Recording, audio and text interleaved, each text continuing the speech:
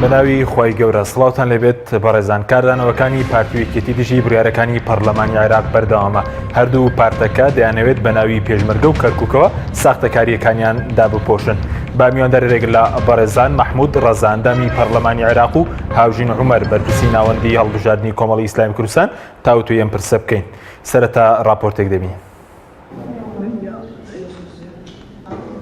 هەژمارکردنەوەی دەستی دەنگەکان و هەڵوەشانەوەی دەنگی تایبەت لە هەرێم ترسی لای یەکێتی و پارتی دروست کردووە. التصويت على تشكيل هذه اللجنة. نعم. لە دوای هەموارکردنەوەی یاسای هەڵبژاردننی پەرلەمانی عێراق و بڕیاردان بە جیاکردنەوەی دەستی دەنگەکان هەردوو پارتەکە ترسیان لێ نیشتووە و کەوتونەتە دژایەتیکردنی پرۆسەکە. هۆکاری ترسەکەش دەگەڕێتەوە بۆ ئەو تەزویرە بەرفراوانی لە هەڵبژاردن ئەنجامیان داوە. هەردوو پارتی دەسەڵاتداری هەرێم هەموو ڕێگەیەک دەگرنە بەر بۆ داپۆشینی ساختەکاریەکانیان. ئێستاش بە ناوی پێشمەرگە و کەرکووکەوە دەیانەوێت پرسی ئەنجامدانی تەزویر بکەنە پرسێکی نیشتیمانی. هەردوو پارتەکە بە ئەنجامدانی تەزویر لە پرۆسەی دەنگدانی تایبەت گەورەترین بێڕێزی و سوکایەتیان بە شکۆی پێشمەرگە کرد، کەچی ئێستا دەڵێن هەڵوەشانەوەی دەنگدانی تایبەت ڕێز نەگرتنە لە پێشمەرگە. ئەمە لە کاتێکدا 27 ساڵە هەردوو هێزەکە ناوبانگی پێشمەرگەیان لەکەدار کردووە و بۆهۆی بەرژەوەندیە تایبەتەکانیان هەزاران پێشمەرگەیان لە شەڕی ناوخۆدا کردە قوربانی. 27 ساڵیشە ڕێگری دەکەن پێشمەرگە ژیانێکی شایستەی هەبێت و پێداویستیەکانی بۆ دابین بکرێت. ڕێگەشیان نەداوە پێشمەرگە لە چوارچێوەی سوپایەکی یەکگرتووی نیشتیمانی ڕێک بخرێتەوە.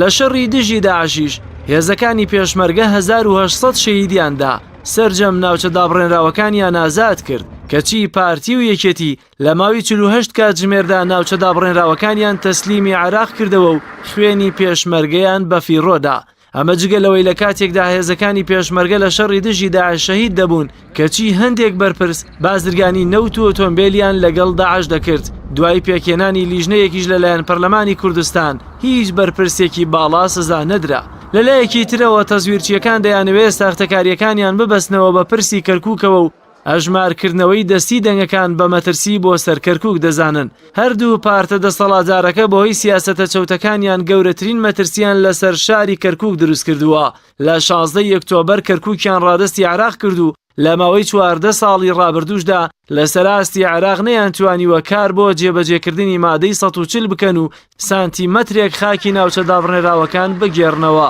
پارتی و یەکێتی لە هەڵبژاردننی 12 یار ساختەکاریەکی بەرفراوانیان ئەنجامدا و لە ئێستاشدا سەرجەم هەوڵەکانیان خستووەتە گەڕ بۆی پرۆسەی ساختەکاری بە بێدەنگی تێپەڕێت و بۆیان بچێتە سەر. بەڵام سەرجەم هەوڵەکانیان شکستیەنە و پرۆسەی ڕوبەڕووبوونەوەی تەزویریش ڕۆژ لە دوای ڕۆژ بەرەو پێشچوونی زیاتر بەخۆ دەبینێت.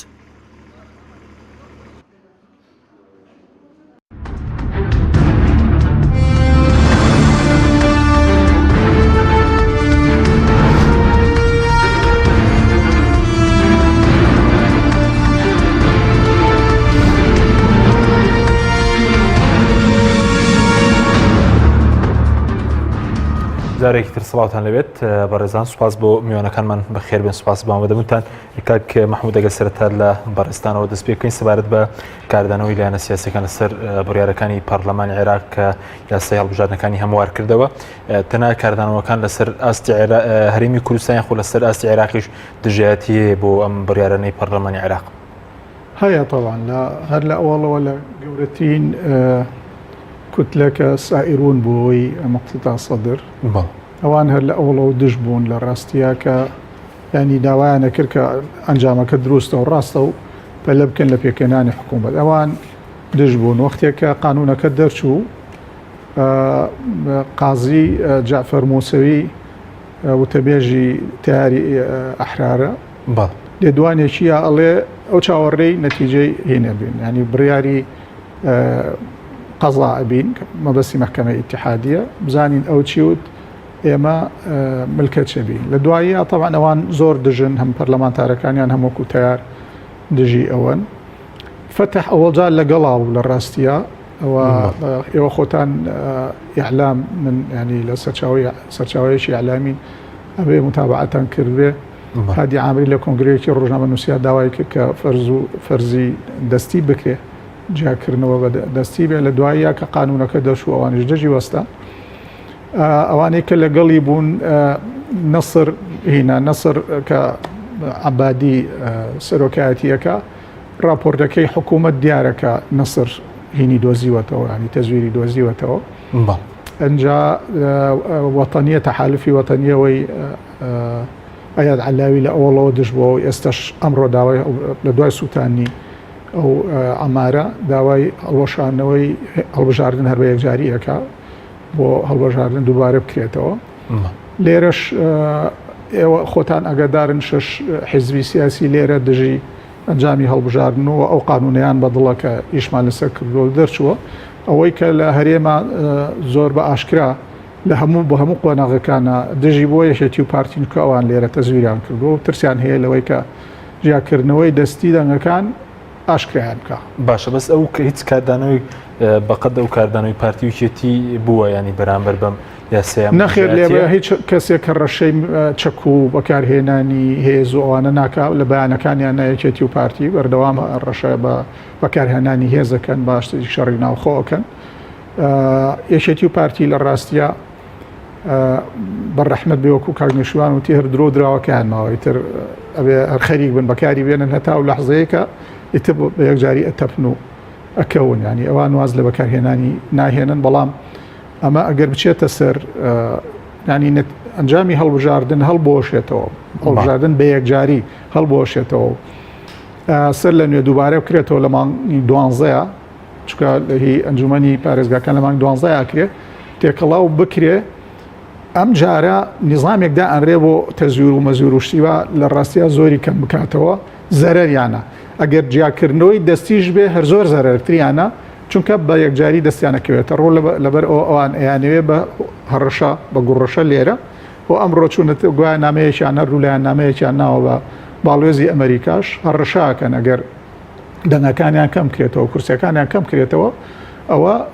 بەشداری لە پرۆسەی سیاسی لە عێراق بکشێنەوە ئەمەڕشانی باخێکیان هەیە پێت وایە بۆ خەڵکی کوردستان و لایەنەکان بۆ کەس باخی نییە بۆ خۆیانیان هین کردەوە خۆیانیان خستۆتە گومانەوە ینی لە ڕاستیا لە لای هەموو کەسێک چکە ئەمان خۆتان یان بینن جاردا لێدوانێن ئەڵێمە هیچ باکمانە بە هین بێ ئەو پێشەوەی قانونەکە دەربچێ ئێمە هیچ باکمان نییە و دڵنیان بە جیابوونەوەی دەستی بێ کە قانونەکە دەرچوو ئێستا ترسەکەیان زیایی بووە ئۆتانێ ڕەشەی بەکارهێنانی هێزەکەن لەبەرەوە لە ڕاستیە هەرچی متمانە هەیە لە دەستیانداوە و ئەوان ئەیانەوێت تەنیا بە پارە و بە چەک ئیرادەی خۆیان سەپێن بەسەر گەلەکەی ئێمەیان من پێم وایە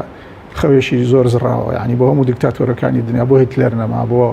ستالین نەچووە سەر بۆ مۆسۆلینی نەچووە سەر بۆ سەدام حوسێن نەچووە سەر بۆ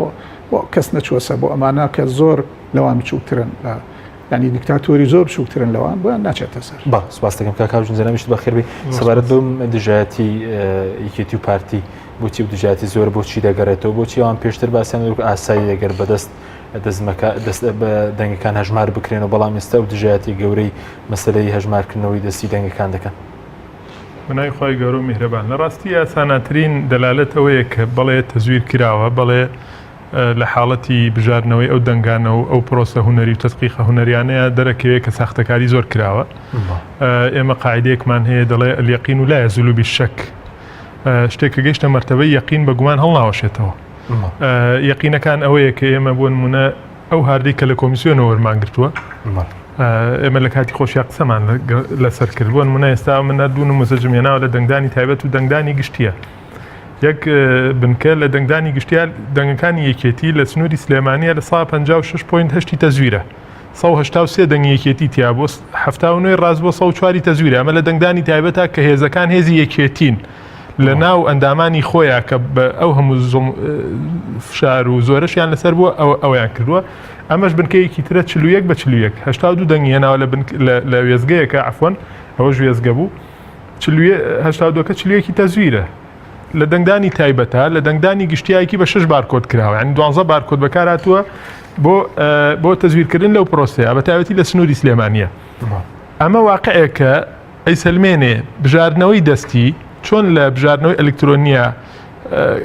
نەتیجەکان کەشف بوو لە بژاردنەوەی دەستیشە نەتیجەکان باشتر کەشفە بێ چونکە کۆمەڵێک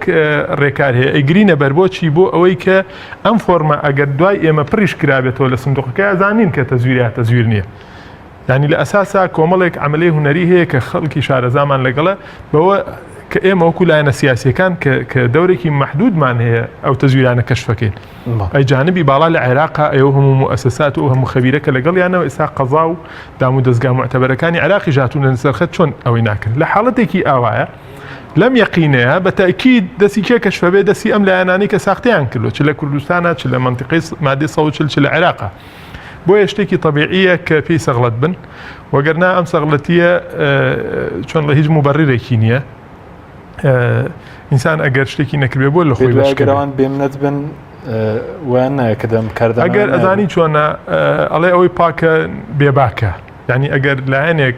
بزانێت لە پرۆسەیەکە ئەستۆی پاکە بەڕاستی پەنا ناباتە بەر شتی لاوەکی تۆ لێرە هەموو عالم دەزانێت ئەوەی ئێستا خۆشبەختانە وەکو چۆن لەو پێشکەشکاری کەناڵی شەرقیە لە وەصفی کاک سەعید کاکەی ئەندامی ئەنجومەنی کۆمیسیارانی عێراقا باسی لەوە کرد وەکو کەسێکی ناڕازی کە بەشێکی زۆر لە تەزویرەکانی لە سەرەتاوە کەشف کرد تی ئەمە وەکو تۆپەڵە بەفرێک وایە تاغڵ بێتەوە گەورەترە بێ بالفعل کاک محمود وان کە خۆیان لە عێراقن دەزان لە کۆبوونەوەی یەکەم و دووەم وانەیە نیساب تاوا نەبوو بەس دوای نیساب تاوا بوو بەزیاشەوە بۆیە ئێستا دوای ئەو عملیەش لە عێراق ئەمڕۆ کە بنکەیەکی گەورە دەسووتێندێ یا کۆگایەکی گەورە دەسووتێندێ ئاماژەکان زۆر بەقوترە بن بۆ ئەوەی کە لە سەرانسەری عێراقا انتخاباتێکی زۆر شکست خوارد و زۆر فاشیلانە ڕۆیشتوت پێشەوە بۆیە لە ناوخۆش و لە دەرەوەشا و قەناعەتە دروست بووە کە ئەم انتخاباتێک کە هیچ بنەمایەکی یاساییتیانە بۆ هیچ بنەمایەکی چۆنەڵێ شەرعی و ڕەوایەتی تیان نییەوە نەتیجەیەکی ساختەی یاوە بەدەستەوە و بە ئاشکرا تەلاعوب بە نەتیجەکان کراوە کێ لە منتیقەیەکا دەسەڵاتی هەبوو بێ کۆمیسیۆنی خۆی بووە سەیتەرە کردەوە بەسەر کۆمیسیۆنا لە ڕێی کۆمیسیۆنەوە ئەم تەزویراتانیان کردووە بۆیە بەڕاستی سەغڵەتی یەکێتی و پارتی بەتایبەت بۆ کوردستان و بۆم ناوچەکانی مادەی 140 هیچ مبەررێکی نییە و باشترین دلیلی ژەوەیە کە ئەمان بەڵێ تەزویرەکەیان کردووە قسەکەی ئێمەیە و هیچیش نەماوە لەو بەڵگانە زیاتر ینی شتێکی تر نەماوە کە ئێمە بڵێن وەڵاکە کە ئەمەش بەڵگەیەکی ترە بۆ تەزویر مەگەر ئەو چۆنەڵێ جوڵانەوە ناحەکیمانەی خۆیان و کۆیسا کە ئەمڕۆ لە بەغدایە ئەو کۆگای سووتانداوە بە تەکید لایەنێکی مستەفید لە تەزویرەکان ئەبێ ئەوەی کردبێ وەگەرنا گەورەترین کۆگا بۆ ئەسووتێنرێ بۆیە بەڕاستی مەگەر ئەوە دەلیلی زیاترمان باتێکە عملێکە ئینگەیەکی ڕاگەن پێدووە لە ئاسی تریش بوون و دەستکاری سندوقەکانی دەنگدانیان کردووە لێرە دوایی ئەم بڕیارانەی پەرلەمانی عێراق کاکە دەستکاری کرابێ یان نەکرابێەوە ئێسامە بەیانی پێ بنێنە بەیانی ینی یەک مانگە هەڵبژاردن کراوە بەتاکید چۆن نزیکی دوای 2 هەفتەی ڕێک اینجا هەردەکانیان نابێ ئێمە ڕسمی ئەلکترۆنی فۆرمەکان دەستکاریان کردبوو لەو مودەیە بەتاکید ئێمە بە دووری نازانین تەلاعوب بە سندوقەکانیش کرابێ بەس کێشەکە ئەوەیە ئەم شتانە ناچێتە سەر یاریشی پێکرابێ کۆمەڵی ڕێکاری زۆر هوەری هەیە کە تۆ ئەتوانی ئەو تەزویرەی پێ بدۆزیتەوە کاکە چەندین لایەنی ڕقەمی هەیە چەندی مەسەلەن تەنانەت بۆن منە لایەن هەیە پەیوەندی بێمە کڕۆڵی جۆری بە جۆری وەرەقەکەیە ئێمە دەتوانین پێتان بڵێن بە جۆری وەرەقەکە بزانیت چ وەرەقەیەک وەرەقەی ئەسڵی کۆمیسیۆنە چ وەرەقەیەک وەرەقەی کۆمیسیۆن نیە یعنی شتەکان لەوە دەرچووە چونکە بەڕاستی کۆمیسیۆنیش خۆی معلوماتی زۆری لایە یعنی ئێمە ناکرێت ئێستا لێرە تەلەڤیزۆن کۆمەڵی ڕێکاری خۆمان بڵێن کە بۆ کەشفکردنی تەزویرەوەکەین چکەوە شتێکی حاڵەتێکی تایبەت بە خۆمان و بۆ مؤسساتە میهنیانەیە کە بە تایبەتی ئێمە وەکو 4 حیزبی کوردستانی ئێستا ئیشی لەسەرەکەین ئاگامان لێ کە ئیشی پێکەوەیەکەین بۆچی بۆ ئەوەی ڕۆژ بە ڕۆژ ئەم داوابەری نەپێشەوە نەتائیجی تر لە تەزویراتە کەشف بکەین بەڵام بەڕاستی یعنی قەزەکەی ئێمە وەکو پێشتری ژوتمان لەوە دەرچوە بڵێن تەزویر هەیە یان نییە تەزویرەکە چۆنە و چەنە و نەوعێتەکەی چۆنە ئێستا قسە لەسەر ئەوەیە لە ماوەی ئەم 4-5 ڕۆژە قسە لەسەرەوە بوو هەژمار بکرێتەوە ئەمڕۆ ئێستا پێشەوەی بینە بەرنامەکەەوە کاک محمود ئاگدارە پرۆژه یاسا حاضر کرا بۆ ئەوەی هەر هەڵبژارنەکە هەڵوەشێتەوە هەڵبژارنێکی تر بکرێت کەواتە ئەم قەزەیە بەمەشەوە ناوەستەیە و ڕێکاری تر ئەگرێتە بەر و مستەقبەلی تری ئەبێ بەس من پێم وایە بەڕاستی ئەم لایەنانی کە ئەم تەزویراتانیان کرد لایەنی کەلعادە زۆر ناحەکیم بوون زۆر نامەسئولن چونکە ئێستا واقعی سیاسیان لە هەرێمی کوردستان و لە عێراقیش دیسانەوە خستەوە بەردەم تەنگژەیەکی گەورە کە ڕەنگە بە هەر دووبارەکە قەیرانێکی گەورە دروست بێت لە عێراقا لای ئێمە ڕەنگە ئەوەنە هێزی مەدەنی هەبێ وەکو ئۆپۆزیسیۆن ئیش بە وەسایلی مەدەنیەکەن سەرڕای ئەو هەموو بێ ڕێزی و ئەو هەموو نایاسایی بەرامبەر ئەم 4-5 لایەنە ئەکرێ بەڵام لە بەغدا واقعەکە وایە بەسیترین خلافی سیاسی هەبێ سیرەکەی دووسێ تەقینەوە ڕوئەدا یعنی بۆ نمونە بەڕاستی ئەمە ئیشێکی زۆر نامەسوولانە بوو کرا و تەقدیری هیچ وەزعێکی ئەوە نەکراوە نەتیجەکەشی من پێم وایە ئیسفادەی نابێ بۆ ئولایەنان. سوپاس دەکەم کاک محەممەد سەبارەت بووی کە پارتی ویکێتی دوای ئەوەی کە بڕیاری پەرلەمانی عێراق دەرچوو بۆ هەڵۆشانەوەی دەنگی تایبەت کۆمەڵێک بەیاننامەیان دەرکردووە بە تایبەتی لەسەر مەسەلەی پێشمەرگە ئێوەیان تۆمەتبار کرد کە ڕێز لە پێشمەرگە ناگرن باڵۆشانەوەی ئەم دەنگدانی تایبەتە لە بنەڕەتدا وایە ئەم هەڵۆشانەوەی خسمەت بە هێزەکانی پێشمەرگە دەکات پاکی لە هەڵبژاردن. وڵاوە لە دوای ڕاپەڕینەوە قوربانە چێ بۆ نزیکەی 27 ساڵ ئێمە بە یادی بەخێر کاگنەوشیوان ڤیددیۆیەک لە دوای کۆچی دوایی خۆی ئەوەی بینیتان لەگەڵ خوا لێ خۆشمەوە مۆسا عوسمان عەبدولعەزیزە پێش هەڵبژاردننی پەرلەمانی کوردستان یەکەم هەڵبژاردننی ساڵی 92 ئەچێ بۆ لای داوای لێ ئەکا پشتیوانی لێ بکا بۆ ئەوەی هێزی پێشمەرگە بێلایەنکەن بۆ ئەوەی لەم حکوومەتەشا کە دروستی ئەکەنەوە کادری حیزبی لە شاخەوە دابەزیەوە نەبێ بە محافظ و نەبێ بە وەزیرەوە نەبێنە دەست تەکنۆکرات و خۆمان سیاسەکان لە پشتەوە پشتیوانیان لێ بکەین ئەم عەقڵەی کە ئەم بزوتنەوەی دروست کردووە تەسەورەکەی ئەوانە دڵسۆزتر بن بۆ پێشمەرگە کە پێشمەرگیان بەم ڕۆژە گەیان نانی پێشمەرگا بڕن بە کوشتیانە دەن کە شەهید دەبن لە کەس و کارەکانیان ناپرسنەوە کەسە قەت دەبن بشووریان ناخۆن عیلاجیان نەکەن ئەیان ژێنن ئەیان کەن بە حرەسی ژنەکانیان یان کەن بە حرەسی مناڵەکانیان یان کەن بە حرەسی باخەکانیان کە شەوی سووری هیاکەن نەک هەر لە هێزی نیشتمانی دەریان کردووە بەڵکو هەر مەسئولێک بۆ خۆی هێزێکی دروست کردووە بۆ خۆی بەکاری ئەهێنێ بۆکو زمانی کۆنیان لێ کردووە ناوی خەڵک ئەنووسن بە پێشمەرگە دوایی کە کاتی لێ قەومانیت ئەو مەسئولەی کە ناوەکەی نووسیوە معاشەکەی وەرگرتووە لە ڕابردووە بەڵام پێشمەرگەکەی لە بەردەستانی بەکاری بێنەوە ئەمە لە شەڕی داعشا دەرکەوت ئێمە یعنی تقریبا نزیکەی 120,000 ئیدعا نەکرد هەشتا بە 60 ئەکاتە 140,000 پێشمەرگیان هەبوو بەڵام لە هەموو شەڕی داعشا بە یەکێتی بە پارتی نەیانتوانی پێشمەرگەی جەبهە بگەیەن نە 40,000 بە هەردووچان باقیەکەی لەشێ بوو معاشی ئەو پێشمەرگانە چێ بڕێتی معاشی ئەو پێشمەرگانە ئەو مەسئولانە بردویانە کە بازرگانی بەخوێنی پێشمەرگەواکەن لە ڕاستیە ئەوان ئێمە ئەو بە تایبەتی بە نسبەت ئێمەوە بۆمان یعنی ئێمە سەلماندومانە بەکردەوە سەلماندومانە خۆمان پێشمەرگە بووین لەگەڵ ئەوانە لەوان تێکۆشەرتر بووین لەوان پاکتر بووین لەوان ئازاتر بووین بەڵام کە هاتینەوە نە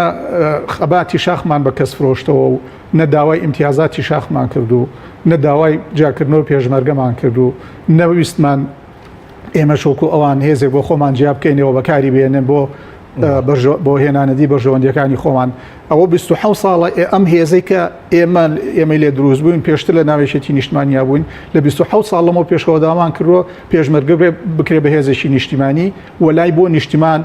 بۆ گەل هەبێ نەک بۆ سەرکردە و بۆ حیزب و بۆ بنەماڵە بۆ لەوەرەوە لە ڕاستیە ئەوانە هەرکەڵاوکەن بە مەسلەی تەزویر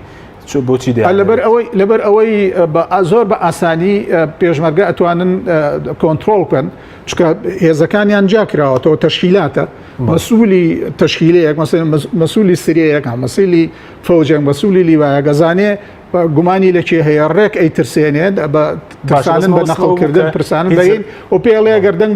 ئێمەنەی دوای دەرەکەوێت نانە دەبڕم وال یەکەم لەژێر گوشارە هەڵبژاردن بۆ پێڵێن هەڵبژاردننی ئازاد و نێنی و ڕاستەوخۆ ئەم هەڵبژاردەی ئێمە نە ئازادە نە نەهێنیە ڕاستە ڕاستەوخۆیە لە سێ سیفەت کە ئەبێ لە هەڵبژاردننی دیموکراتیە هەبێ دوانی لەم هەڵبژاردانە نییە کە لە کوردستانەوە بوو پێ دوای بە ناوی پێشمەرگە و دەیانەوێت سەختەکاری و تەزویری هەڵبژاردن پەردەپۆش بکەنیانی لەو ڕێگەیەوە هەروواکەنەوە ئێستا نییە لێرە ئەڵێن بە ناوی لە هەرێما بە ناوی ئەوەی پێشمەرگە لە کەدارەکرێ و پێشمەرگە پیرۆزە و ئێمە پیرۆزی پێشمەرگەمان لە کەدار کردو پێشمەرگە خۆی ئەزانێ ئێمە ڕاستەکەین یا ئەو مەسئولە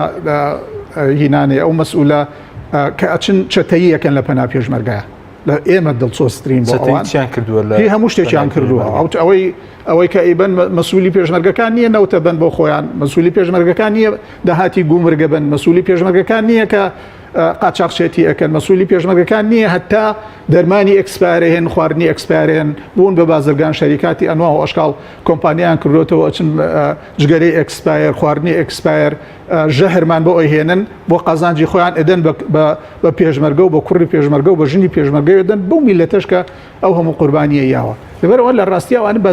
بازرگانن حەق نییە باسی نیشتمان پەروەری و پێشمەرگایەتی و ئەو شتانە بکەن کەس لەو هێزەی ئێمە شکە لەبەرەوەی ئێمە خۆمان پێشمەرگە بووین بۆ پێشمەرگە دڵسۆزترنیەوە پێشمەرگە ئەزانێ کە ئێمە لەوان لە مەسوولەکانی خۆیان دڵسۆزترین بۆیان لەبەر ئەوە ناخوا لێرە بە ناوی پێشمەرگە بەکارێن بۆ کوردایەتیش لەو لاش لە ناوچەی جێناکۆکی شاڵێ ینی ئەوێت دزیەکەی بۆ بسەلمێنی چکە ئەو دزی لە عەرەب و لە توکمان کردووە ئاخر تۆ دزی لە هەچ کەسێ بکەیت دزی لە عەرەبی بکەیت لە توکمانی بکەیت لە جوولەکەی بکەیت لە گەڕوزی بکەیت لە هەر شتێکی بکەیت دزی هەر دزیە بابەت دزی هین ناکرێت دزی ناخرێتە قاڵبی نیشتمان پەروەری و کوردایەتی و دڵسۆزی بۆ نیشتمان و ئەوانە لەبەرەوە لە ڕاستیە ئەمە ئەیانەوێ ئەو ئابڕۆی کە تکاوە بە یەکجارەکی ئەیانوێ بم شێوەیە بەڵام بەنجامدانی تەزویر لە دەنگدانی تایبەتە ئەمە خۆی گەورەترین سوکاتینە و بێزەکانی پێشمەرگە معلومە تۆکە نێڵی ئیرادەی خۆی تعبیر لە ئیرادەی خۆی بکات ناچاری بکەیت طبعا ڕەنگە پێشمەرگەی وا هەیە بینیتان لە هینیان کردووە پێشمەرگەیان لە ناو ئینەکان خۆم و ڕسمەکان بە ڤیدۆ بە فۆتۆگراف بڵاو بوونەوە هێزی پێشمەرگیان هێناوە ئاڵای سەوزیان کردوتە سەریان لەو لاشەوە ئاڵای زەردیان کردوتە سەریات بەکاری هێنن وەختێک کە پێویستیان پێیانە هەبێ هێنن لە دژی میلەتەکەی خۆیان ناچاریان ئەکەن بێنە سەر شەقام میلەتەکەی خۆیان بترسێنن بەڵام ئەوەتانێ ینی ئەمە خەتای پێشمەرگە نییە خەتای ئەوانەیە کە ئەمری پێشمەرگیان بەدەستە جێناوکۆکەکانیان بە ماوەی 24 سعادین کرد نیان هێش پێشمەرگە مقاومە بکە ئێستا جێیشی تورک هاتۆتە 30 کیلۆمەتر هاتۆتە ناو خاچی هەرێمی کوردستانەوە بزانە ئەتوانن ئەوە هێزی داگیرکەرە دوژمنی میلەتەکەی ئێمەیە هاتووە لەوێ بە پێشمەرگەی ئەوەی کە ناویان ناوە پێشمەرگە ناچاریان کردووە ئیستیقبالی بکە لەگەڵ یا بگەڕێ ماڵان لەگەڵ هێزێکی داگیرکەرە بینیشمان لە شەڕی ناوخۆیەکێتی و پارتیا لەم سنوورەوە ئێرانیان هێنا عێراقیان هێنا تورکیان هێنایە سەر میلەتەکەی خۆمان هەر پێشمەرگەیان کرد بە قەرەوەڵی پێش لەشکر لەبەر ئەوە لە ڕاستیە پێشمەرگە لەمانە بێزارە پێشمەرگە بۆ ڕۆژێکە کڕێ لە دەست ئەمانە ڕزگاری بێ و لە جیاتی ئەو هەموو هینەی ئەو هەموو قوربانی کە یاوێتی نەتوانیوێتی ئەو سومعە خۆشی جوانی جارانی شاخی بۆ بگەڕێنێتەوە نەتوانێتی ژیانیشی تامین کرێ و ئەمان ژوازەگانی پێوەکەن لەبەرەوە پێشمەرگە لە هەموو کەس بە ئازارترێ لەم مەسئولانەی کە بەناوێنەوە بازرگانیەکە سواس دەکەم کە کاژنی ڕای تو چیە سەبارەت بەوەی کە بۆ نمونە ئێستا مەسەلەی کەرکووک و مەسەلەی پێشمەرگە تێکەڵ بەو مەسەلەی سەختەکاریانە دەکرێتەوە بۆ نمونە ئەو چواردلایەنە تۆمەتبار دەکرێن کە دژی کەرکووکن دژی پێشمەرگەن لەلایەن هەردوو پارتە دەسەڵاتدارەکەەوە خۆی کاک محموود زۆر باش ینی داخلی مۆزوعەکە بوو بەس من یەک ئیزافی بچووک هەیە ینی باشترین ڕێز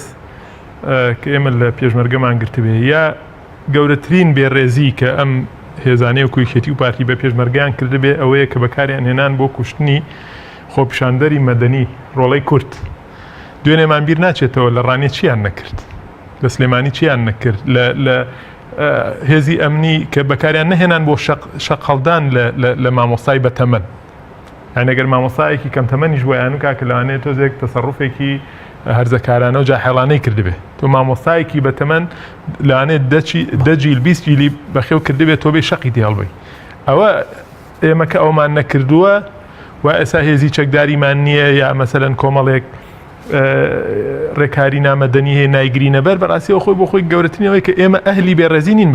بەرامبەر ئەوە پاشانیش بەڕاستی ئێمە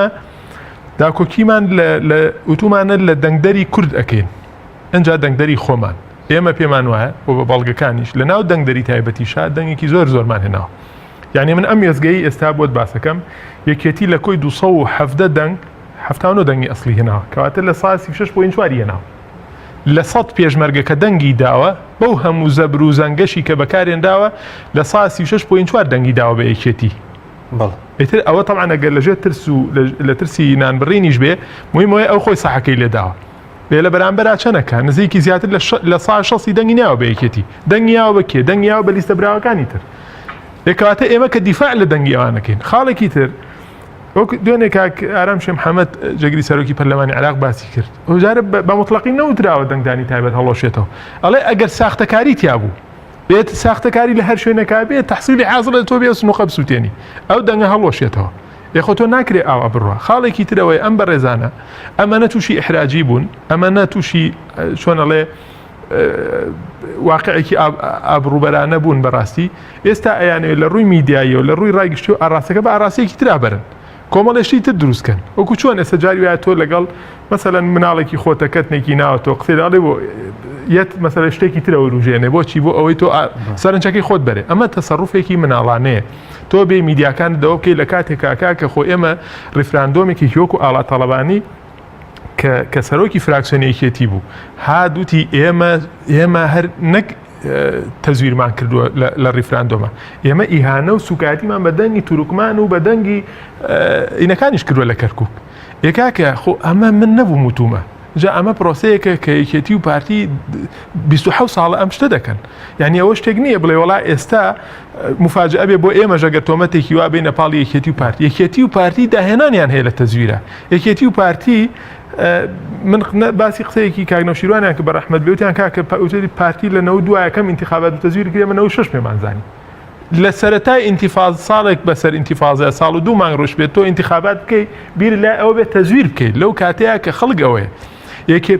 تازە راپۆرتی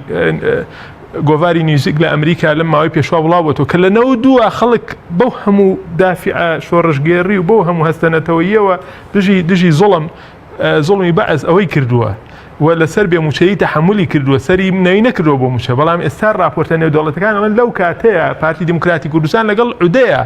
لەگەڵ بەعسا سەفەقاتی نەوتیان هەبووە چونکە ڕێ لە عێراق گیراوە هاتون لە تورکیاوە لە ڕێی پارتیەوە ئەمەیان کردووە ئێکاکە گیان خۆتۆ هەر ئەوەنەی ئێستا لە راپۆرتی تەلەڤیزۆنەکانە دەیبینی جاری وای پێشمەرگەیەکی بریناری شەڕی داعشە ئێخۆ شەڕەکە دوێنێ بووە ئێستا برینارە کاکە کەس نایە لێم پرسێتەوە من هەر لەم ماوەیە لە قەناتێکی نزیکی پارتی دوو برینارم بینی لێک راپۆرتە لە ماڵەوە کەوتون فەقیرانە محتاجم کەس ناچێ بەلایەنە کێ ئەم هێزانەی ئەوە کرد کێ ئەوەی هەر گەورەترین بێڕێزی ئەوەی تۆ تا ئێستا دوای 27 ساڵ سوپایەکی نیشتیمانی نەبێ ئێس جارانیان و هێزی یەکێتی و پارتی ئێستا هێزی یەکێتی و پارتی نین ئێستا کاکۆسرە دوو لیوای هەیە مثلەن کاک مەحموود سەنگایی لیوایەکی هەیە حرەسی مثلەن بیرە نەوتێکە فڵان کەس لیوایەکی هەیە لای پارتی کاگڕەوانی برای کاگنەچیر هێزێکی هەیە کاک مەنسوور مەسوولی دوو لەشکرە مەنسووری کوڕی کاک مەسعود یعنی شتەکان بوون بە هین یعنی چۆن لێ دابش کراون هێز ئەساسن یعنی یەکێک لە بەڵگەکان خوبەرای عسکەری من لە کاتی ڕوخانی ڕژێمە باسم گوێم لێگرت باسییانە کرد یەکێک لە هۆکارەکانی ڕوخانی ڕژێمی بە ئەسکە نەیتوانی مقاومە بکە ئەوەیە کە ئەم هەموو هێزە پەرتەوازە بوون هێزی نیشتیمانی نەما لە عێراقا لاوەسترین هێز بوو هاتن چیان کە فیدایی سەدامیان دروست کرد حرەز جمهوریە بوو چیە بوو دابەشبوونی هێز بەسەر کۆمەڵێک گروپە بە کۆمەڵی نایجیاوەیەکە کە لە مەبادی سقوتی ئەو وڵاتە لەوەی کە سوپای نیشتیمانی دروست نابێ ئێکاکە خۆ ئەمانە هەموو یەکێتی و پارتی ساحێبین ئێستا ئێمە وەکو کۆمەڵ ئیسلامی کوردستان نزیکی پێم وابێ 22 هێز بچەند بوو هەمان بوو یەکسەر لە دوای ڕوخانی ڕژێم ئێمە بەیاننامەیەکمان دەرکرد حەلی مەکتەبی عسکەری کرد کۆمەڵی ئیسلامی کوردستان و بەڕاتەکەشی وت ئەوە ئێمە چەکمان دشی سەدام هەڵگرت بوو ئێستا واقعێکی تازات و سەدام ڕووخاوە ئێ باشە قەیناک ئەی باشە فەرقی من و تۆ وەکو دوو هێزی سیاسی کە لە قانونە هەردووکمان پێمانەترێت دوو هێزی سیاسی بۆ تۆ دوای 15 ساڵ ئامادەنی ئەو چەکە دانی من دامنا باشە کەواتە من هێزێکم لە تۆ مەدەنیترم لە تۆ چۆنەڵی احترامی زیاتری ئەوە دەگرم بۆ ئێمەش دەمانتوانی بە ئەمری واقع منتیقەیەدا ببڕین هێزێکمانە بێ بزوتنەوەی گۆڕانی توانی هێزی تریژەی توانی قسەکە ئەمانە بەڕاستی خۆش نییە ئەوەنە لە سەری بڕۆین چونکە سیناریۆکان وتمان سیناریۆ زۆر مناڵانن دەرەکەوێ کێ تیجارەت بە خوێنیەوەکە لەو کاتێک کە کوڕی خەڵکیانە بە کوژدژی داعش خۆیانە چون تیجارەتی نەوتیانە کرد ئەم هەموو دەبڵ کابینەیە کە ئەدرا ئەچوو بۆ ناو داعش و چی و ئەفرۆشرا بۆ کەیسەکان لە قەزایەک لا نەکرانەوە بۆ خەڵکێک گیرا بەناوی ئەوەی چەند کەسێک کوژران کە سیارەی دەبڵ و مەرزیە و چیچیان ئەوە کردبوو بەڵام دوایی لەژێر زەختی سیاسیا کە سەر بەلایەنێکی تر بوون ئەم نەفەرانە ئازاد کران کێ تیجارەتی لەگەڵ داعش کرد کێ ئەم ئەو قەزیانەی کردووە ئێستا هێزی پێشمەرگەی کوردستان بووە بە ئامێرەی بەدەستی کۆمەڵێ بەرپرس و بنەماڵەی ناوێکێتی و پارتیەوە بۆ بەکارهێنانی چۆنەڵێ چەسپاندنی ئەجەندای تایبەت وەگەرنا کاکە ئەمان دیفاع یعنی چەند راپۆرتمانە بین لە شەڕی داعشە کە کاکە برنجەکەی بۆیان هاتبوو لێیان دزی بوون ئەو خواردنەی کە خەڵکیش تەواوعەن پێشکەشیە کرد بە هێزەکانی پێشمەرگە جاریا بوو من ئاگدار بوومیان وڵای لە فلانشت کاکە حیوانیانەوە کرد دوای حیوانەکە چارەنووسی دیار نەبوو کە نردبیان بیکەن بە قوربانی بۆ پێشمەرگە ئەو پێشمەرگانە لە ناو سەنگەرەکانە دوو خواردنی خۆش بخۆن تۆ تەماحکەیتە برنجی پێشمەرگە تەماحکەیتە ئەو گۆشتەی کە بە خێر بۆی دێ ئەجا کاکەی کاتە بێڕێزی لەمە گەورەتر چی بۆ یەکێتی و پارتی خاوەنی گەورەترین بێڕێزین بە ڕابردووی پێشمەرگە بە ئێستای پێشمەرگە و بناغەشیان داناوە بۆ ئەوەی پێشمەرگە لە ئایندە بەڕاستی خاوەنی ئەو شکۆیە نەبێت کە ئێمە جاران دانی کە من مناڵ بووم کە ئەمان بیست لە خەباتی شاخا پێشمەرگە چێ کارکتەرێکی بتۆڵی و پاڵەوان سپاس دەکەم کاک محەممەد ناوبڕێکمانەی دەگەڕێمەوە لای بەڕێستان بەڵێ بینێرانی بەڕێز ناوبڕێک و دەگەڕێنەوە وڵات تۆپ ئارت تاکە بریکاری تۆڕی میدیایی کۆمەڵ بۆ دروستکردن و بڵاوکردنەوەی ڕیکلام تۆپ ئارت دنیا دیکۆر بۆ کەوانتەر و تەختەی ئەرزی لە دنیا دیکۆر ئامادەین بۆ دروستکردنی کەوانتەر و دانانی تەختەی ئەرزی بە باشترین کوالیتی و نرخی گونجاو دروستکردنی کەوانتەر بە خواستی خۆتان بە کەرەستەی MDF و HDF و HPL و R-Click و داری سروشتی و باڵۆن پرێس هەروەها دروستکردنی کەوانتەری تاقیگە و WC و کابینات با کەرەستەی کۆمپاکت لامینات کە دژە بەکتریا و دژە ئاو و دژە ئەسیدە بۆ دڵنیابوون لە کوالیتی و نرخی گونجاو تەنها دنیا دیکۆر هەڵبژێرە دنیا دیکۆر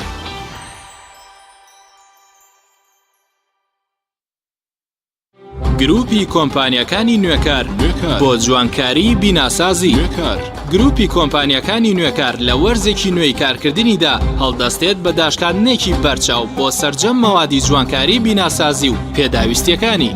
هەمیشە تۆکمەی و جوانی و خێرایی لە پێشینەی کارەکانیەتی وە سەرجەم کارەکانی کۆمپانیای نوێکار زەمانی 10 ساڵی لەگەڵدایە لە سەرجەم پارێزگاکانی هەرێم کار دەکەین و گواستنەوە و بەستن بێ بەرامبەرە لە ئەزمموی کارەکانمان هەمیشە تۆکمەی و جوانیمان دڵنیاکەرەوە بۆ کڕیارانمان ناونیشان کەلار شەقامی سەرەکی لیوا بازار بەرامبەر مزگەوتی تەقوا گروپی کۆمپانیەکانی نوێکار برنج و ڕۆنیقو ئەگەرەتەوێت سفرەوخوانێکی بەتامترت هەبێ و خوانێکی ناوازە پێشکەشی ئازیزانت بکەیت ئەوە بێت و دڵی برنج و ڕۆنیقو هەڵبژێرە برنجی قو 11 دەرەجەیەکی دەنگ درێژە بۆ تەندروستێکی باشتر برنج و ڕۆنیقو بەکاربێنە برنج و ڕۆنیقو تامێک بۆ هەمیشە فانسینێت خێراترین هێڵی ئینتەرنێت بە داوڵۆندی بێسنوور ئێستا لە خزمەت کڕیاراندایە فانسینێت جۆرەها کارتی پڕکردنەوەی بۆ ئامادە کردوون کە سەرجەمیان داوڵۆندیان بێسنوورە بۆ ماڵ و شوێنە گشتیەکان کارتی 9000 دیناری بۆ ماوەی 1 هەفتە کارتی 7000 دیناری بۆ ماوەی 15 ڕۆژ کارتی 30000 دیناری بۆ ماوەی مانگێک کارتی 40000 دیناری بۆ ماوەی مانگێک و بە خێرایی زیاتر کە تایبەتە بە یاری ئۆنلاین هێڵی فانسینێت لە ڕێگەی ئامێرێکی تایبەت کە لە سەرباندا دەنرێت وەردەگیرێت و لە ڕێگەی گەێنەرێک بۆ ئامێری بڵاوکردنەوە لە ناو ماڵەکەت یان شوێنی کارەکەت کاری پێدەکرێت ژمارەی تەلەفۆن 0 224 75 74 یان 0 194 36 37 فانسینێت کاتێک ئێوارە گەڕێیتەوە بۆ ماڵەوە بۆنێکی خۆش سەرنجت ڕاکێشێ خۆت بۆ ڕناژیرێت و سەرێک لە چێشتخانەی ماڵەکەتە دەی خانمی ماڵ بەڕوێکی خۆشەوە پێتەڵێ بۆن و بەرامەی فاسۆلیای هانا چاوەڕێی خوانێکی شاهانەمانەکە فاسۆلیای هانا تام و لەزەتی سفرەی ئێوارانی ڕەمەزانە فاسۆلیای هانا لە بەرهەمە ناوازەکانی کۆمپانیای ئازاد ڕایسە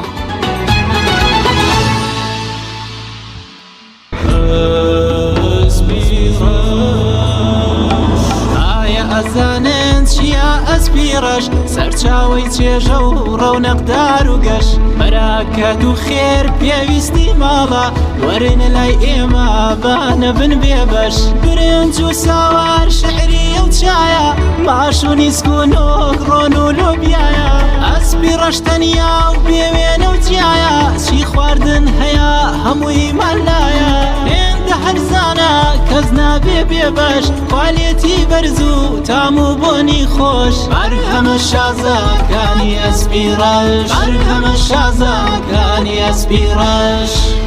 بەرهەمەکانی گروپی ئەسپیڕەش تۆپ ئارت تاکە بریکاری تۆڕی میدیایی کۆمەڵ بۆ دروستکردن و بڵاوکردنەوەی ڕیکلام تۆپ ئارت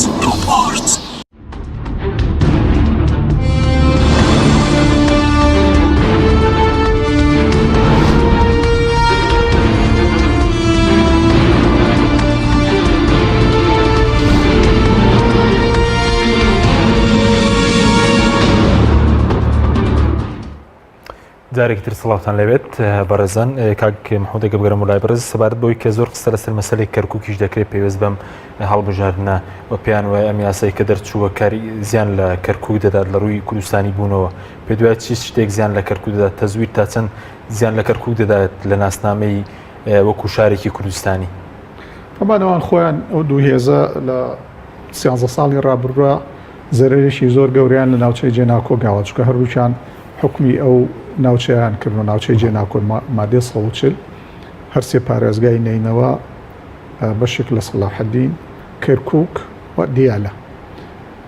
لە ڕاستیە گەورەترین زەربە ئەو 13 ساڵە و دوو حیزبە لە میلەتەکەی ئێمە یان ناوە چکە ئێمە ئەگەر لە پەنا بۆ دەستور بەرین مادێ 140 سێ قۆناغی داناوە قۆناغی ئاساییکردنەوەیە قۆناغی ئامارە قۆناغی هینە ڕاپرسیە ئەمە تێپەڕی هەبوو لە سیوێکی 2007 تا بکرایە باشە کە ئەمە تێپەڕی نەکرا ئەبوو ئەیانتوانی لەو 13 ساڵەیە کارێ بکەن کە تورکمان و عەرەبی ئەو ناوچە جێناکۆکانە بە حکمی ڕەشید تەبانەوەکرێت بە حکمی ڕەشید ئەیانتوانی تورکمان و عەرەبی ئەو ناوچەیە ڕێزیان بگرن مافەکانیان بپارێزن بەشداریان کەن لە بڕیاری سیاسی و ئابووری و ئیداریە بەشداریان کەن لە بەڕێوەبردننی ناوچەکانی خۆیانە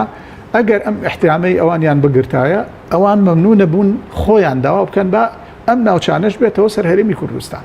بەڵام لەو 13 ساڵەیە نەک نەیانتوانیوە کورد ڕازی هینە نەکوردەکانی ئەو ناوچانە ڕازی بکەن کوردیشیان نەتوانیەوە ڕازی بکەن پارتی بۆ خۆی حکمی کردو یەشێتی بۆ خۆی حکمی کردو خۆ دەزانی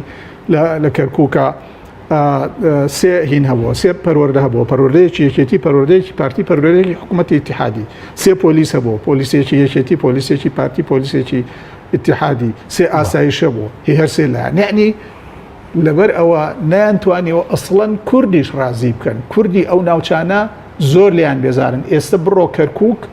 کوردێکی زۆر ئەوانە لێگەڕێکە مستەفیدەکانی هەردووچیانن لەوێ لە ژێرناوی ئەمانە لە ژێرناوی کورداتی ئەوانە زۆر مستەمیان کردووە سامانیان کۆ کردوێتەوە و خۆیان دەوڵەمان کردووانە کە ژمارەیەکی مستەفیدی زۆر کە من لە چاو خەڵکی دانیشتوانی ترا بڕۆ خەڵکی دانیشتوانی کەی کە بە بێەوەی سیاسەتی نەکردووە بەس کووردە ئێستا خۆی بە ئارامترە زانێ ڕاحەترە زانێ لەو زمانە ئێستا ناو کەرکووک گوردە وردەینەکانی تیان نەماوە ئەم دیواری هەموو مقڕە ئەو هەموو مقڕی دایان ناو و دیوار و ڕێگەیانە بڕێوانێ هەموو ڕێگەکان کراونەتەوە ئەو ینی خەڵکی ئەوەی کورد بەشی زۆری ئێستا ئیسراحەترە لەو زمانێکەوە تا سنزیان لە ناسنامەی ئەنجامە بەسم ئەمە ئەبێ بە دوو جار زەرە ینی ئێمە لە جیاتی ئەوەی غەڵەتێکیان کردووە لەو 13 ساڵەیە بۆ خۆیان ڕاست بکەنەوە ئەوان سوورن لە ڕۆشتن بەرەو هەڵدێر کە غەڵەتە ینی تیکراکردنەوەی غەڵەتە تۆ ناتوە حەقن نییە بە ناوی کوردایەتیەوە بڕۆی زوڵم لە خۆ ئەوان زوڵمیان هەر لە هین نەکردووە ینی بالمناسبە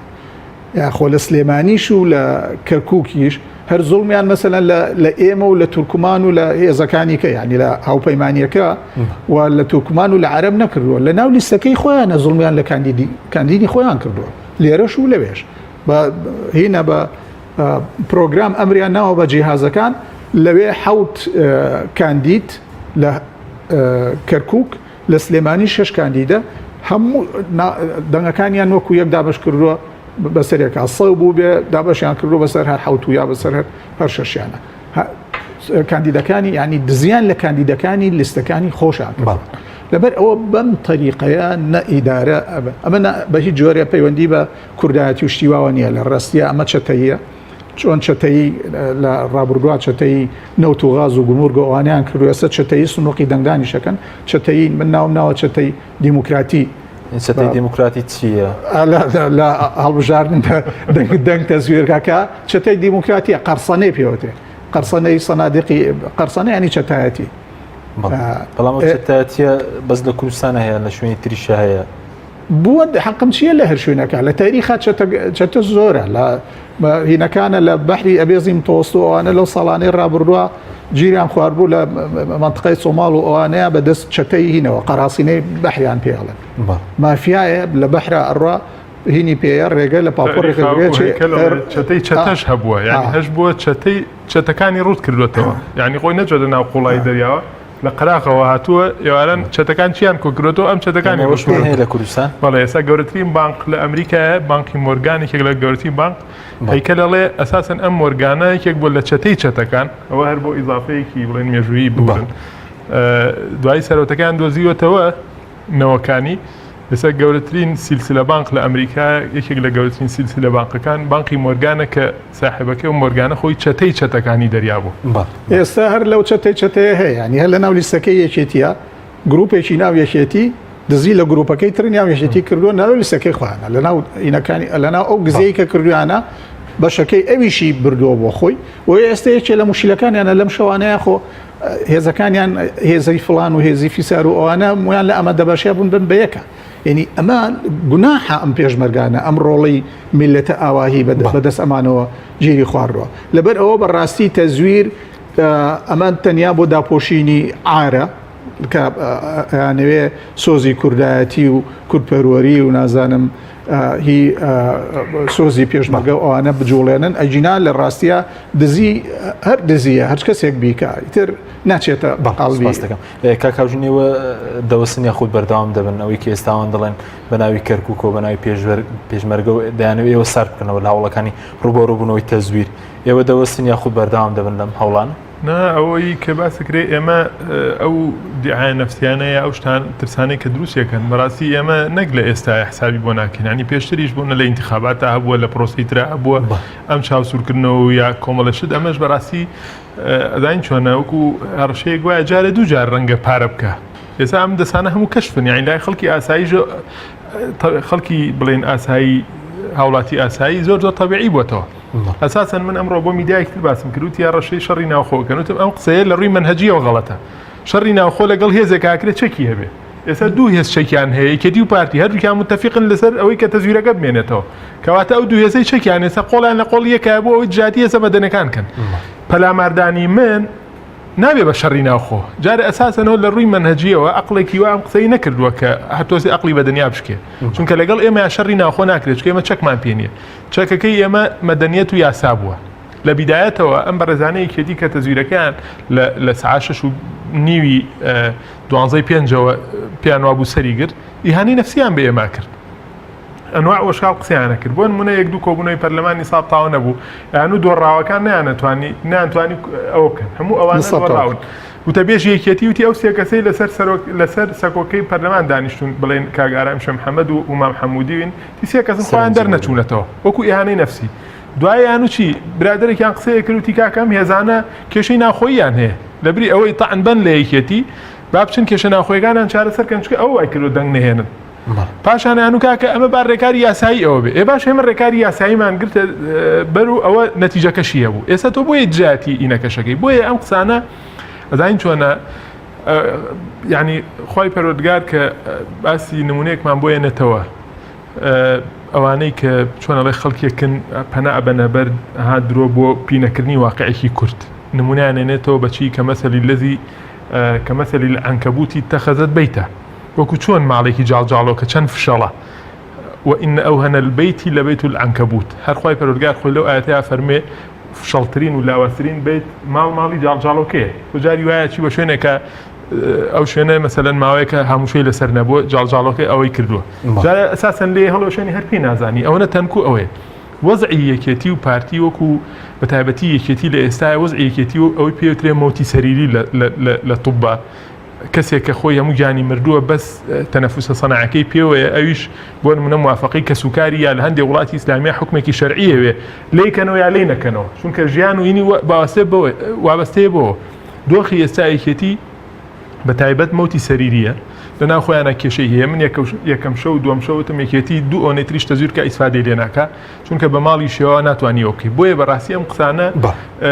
هەتا ئەساسەن ئێستا یەکێتەکەی ئێستا هێکێتەکەی جارانیش نییە تا تۆ بڵێ وڵا کاکە ئەم یەکێتیە من زۆر لە هەڕەشەکانی ترسم کۆمەڵێک خەڵکی ئەتوانین بڵێن هەرزەکار هەتا لە ناو یەکێتیە ئەوانەی کە تۆزێ عمقیان هەیە لە سیاسەتە سەیری لە دوانەکانیان کە جیایە لەوانەی کە ئێستا دەستیان گرۆ بەسەر قەراری یەکێتیە و خەڵکێکن هەرزەکارانە مامەڵاکەن بۆ نمونە بەرپرسیان هەیە ڕەنگە بەشداریش بووە لە تەزویرەکە دوێنێ پێرەڵێ ئێمە ئامادەین یاسا چی بڵێ ئێمە ئامادەین بەدەستیش بیبژێرنەوە خۆ تۆ ئەتوانی ئەم قسەیە بکەی هەرلانی کە ئەم قسەیە بکەی لەبەر چی لەبەر ئەو جمهورە کە تۆ بتوانی بە تۆزێک متوازینانە قسەی بۆ بکەی بەڵام باڵێکیشان هەیە ئەوە بۆیە بەڕاستی ئێمە سووری لەسەر ئەوە و پەیمانێکشمان بە دەنگدەری خۆمان داوە و الحەمدولیلا ئەوەی کە خەڵک ساڵانە گەی و کاکە وەڵا یەکێتی پارتی هەر ئیشەکەن و ئێوە قسەتانە ئێستا ئەمە سوپاسی خۆیاوێ هەوڵەکانی ئەم لایەنانە گەشتۆ بۆی ئێستا ئێمە ئیشمان کردو ئەنج یەکێتی و پارتی بەس قسەیان هەیە شتەکە لە دەستی یەکێتی و پارتی دەرچووە ئێمە بەردەوام ببین و بەڕاستی ئەگەر نەک لە بەغدا ئەگەر لە هوانەش و لە هەولێر و لە سایلۆکەی هەولێر و کوێش سنووقەکان سووتان ئێمە ڕێکاری تر هەیە بگرینە بەر و تا بەڵێ تا ئیجرئاتێکی غەڵەت بکەن زیاتر بەسەر خۆیان ناشکێتەوە چونکە بەڕاستی ئەمە واقعەکە چۆنەڵێ تۆپەڵە بەفرەکە زۆر گەورە بووە و ئەگەر ئاگان لە خۆیان نەبێ ئەیان شێلە و ئەیان کابەژێرە سوپاس دەکەم کاک مەحموود پێویستە سەرنجامی ئەم هەوڵانی ڕوبەڕووبنەوەی تەزویر بەکوێ دەگا هەڵبژاردنێکی دووبارە دەکرێتەوە یاخود نەتیجەی ئەم هەڵبژاردنە دەگۆڕێت لە نێو کورسی لایەنەکان بە کورتی بەسپاس وەڵی ئەو ئاگرەی ئەمڕۆ لەو ئەمارانە بەربوون ینی بەرەو ئەوە ئەچێ کە هندوێسە سەرۆکی پەرلەمان داوای سەر لە نێو هەڵبژاردنەوە کات ئێخڵاو بکرێت لەگەڵ لە 22 هەڵبژاردننیە جومەنی پارێزگاکانی لە عێراق لەگەڵ ئەوە تێکەڵاو کرێ علاوی داوای کرد بکرێ پرۆژە قانونێک مقتەرە قانونێک ئێستا لە ناو گروپەکەی ئێمە لە ناو گروپی ئەوانەی پەرلەمانتارەوانەی کە دیفاع لە دیموکراتیەکەین گروپێکە ناوە ناوە حماتە دیموکراتی پارێزەرانی دیموکراتی لەوە پرۆژە قانونێک مقتەرە قانونێکدا بزیوە بۆ ئەوەی خۆمانی وە حازرەکەین ڕەنگە لەم ڕۆژانەیە جەلسە ببێنی بە کورتی هەڵۆشانەوەی ئەم هەڵبژاردنە و تێکەڵاوی تێدا و گروپەیەوە کە داوە ئەو گروپی ئەمەوانن کە نیساب تەواوەکەین گەشتینە لە کۆبنەوە ڕاوردووە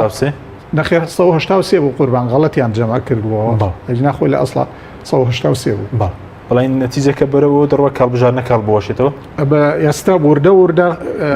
هەمووی ینی بەرەو قەناعەتی بەرەو ئەوێ ئەچێت چکە ئیتر بۆ بەهین ینی هەڵبژاردنەکە لەوە دەرچووە بڵێ گومانە بۆ بەیەقین لە لای هەموو خەڵکی عێراق بە تایبەتی شەقام هیچ بڕایشی بەوە نەماوە کە ئەم هەڵبژاردنە سەلیم بێ و ئەم هینانەش ئەم بەڵگانەکە ئەوە ئەمڕۆ دەستی پێکرد لێرە سووتێنرا ڕەنگە سمێنێ لە شوێنیشکە بی سووتێنین ئەیانێت بەڵگەکانیش و دنیاش ئەزانیم هەڵبژاردنە لە ساڵ 44 خەڵک چووە بۆ دەنگان و نە هەڵبژاردنێکی سەلیم بۆ ئەم هەڵبژاردنە پەرلەمانێکی زۆر بێ متمانە دروستەکە و حکوومەتێکی لەو لاوەستر دروستەکە و خەتەرە لەبەرەوە احتیمال هەڵۆشێت کاکاژین زۆر بە کورتی چارنووسیوانی کە تەزویریان کردو لەم هەڵبژاردنە چی دەبێت بە کورتی بەسپاس بەڵام پێم وایە ئێمە ئەگەر هەر بە چای خۆمان نەتیجەی ئیجراتە یاسایی و میهێنێکەش نەبینین بۆ بژاردنەوەی دەنگەکان بۆ هەڵۆشانەوە هەر خۆی بۆ خۆی ئەو دۆخەی کە لایەنە تەزویرچەکانی تێدایە کە خەڵک هەمووی ئەزانێ ئەمانە تەزویریان کردووە خەڵک ئەزانێ ئەو پەرلەمانتارانە هەموو بە پەرلەمانتارن بە دەنگی تەزویر ڕۆیشتن ئەرزشیان نییە ئەو خۆی بۆ خۆی گەورەترین ئەوەیە کە تۆ متمانەی خەڵک لە دەست بی ئەوە گەورەترین زەرەرە تۆ کردوتە من یەک شتی بەسیط بڵێم یعنی من حەزەکەم ئەو پەیامە بە خەڵک بڵێم ئێمە لەسەر جانبی ڕەشبینی ئیش نەکەین یعنی خەڵکێک زوو تەسلیمە بێکا کە وەڵام من مەفروزە ئێمە چەکداری بیر لێ بکەینەوە یا بۆ نەبەخوای هەرێکێتی و پارتی سەرەکەون ئەمای تریشیان پێ ناکرێت نەخێر ئەم پرۆسەیە دەلالەتەکەی هەرۆنی ئێمە نەتیجە هەڵۆشێنینەوە یان نەتیجە ڕاستکەینەوە دەیان دەلالەتی هەیە بۆ نمونە یەکەم ئێمە متمانە بۆ پرۆسی سیاسی گێڕینەوە بەمە دووهەم ئەبێ بزانین کە ئەمە عیبرەتێکە بۆ هەموو کەسانە کە ئەگەر ئەم جراتانە بە تەواوەتی چوونە بواری جەوجێکنەوە هیچ لایەنێکی تر بیر لەوە نەکات و جارێکی تر لە عێراق تەزویر بەو شێوەیە بکە مەسەلەن تەسیری ئیجابیە بێ بۆ ڕێژەی دەنگدان بۆ پەرلەمانی کوردستان بۆ دەنگەکانی ئەم هێزوو لایەنانە بۆیە بەڕاستی دەیان دەلالەتی هەیە ئێمە دەبێت لەسەر لایەنە ئیجابیەکانی بکەین لەسەر و هەموو شێوە سەرکەوتنی باڵی مەدەنیەتە لە کوردستان بەسەر ئەم چەتە و ئەم مافیا و ئەوانەی کە ئیشی میلیشیاییەکەن و خەڵک لەڕێی هێزی یەکشتی بۆ زیاکەم تەزویرەکە بۆ خۆی نیشانی لاوازی ئەوانە چکەزان بە دەنگی حەقیقی ئەیدۆڕێنن ئەچن تەزویرەکە بەڵێ سوپاس بە هەردوولاتان سوپاس بۆ بینەرانی بەرە سوپاس بە هاوکارانم تا بەرنامەیەکی تەخواتان خۆش سپاس.